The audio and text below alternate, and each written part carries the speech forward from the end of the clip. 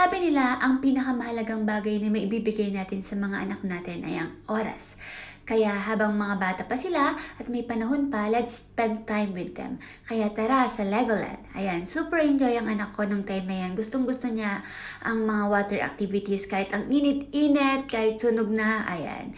So ang kagandahan ng Legoland ay marami activity para sa mga toddler. So super mag-enjoy sila. Though meron din mga activities para sa ating mga adults, at least yung mga bata, hindi lang sila nag-swimming, meron silang mga activity, nakakapaglaro sila ng Lego, may mga slides, ayan. So super enjoy ang batang ito. Though malalim yan, kailangan may supervision tayo. At ito yung mga na-enjoy din namin mga adults. Ito yung rides para sa amin. Kaya spend time with your family.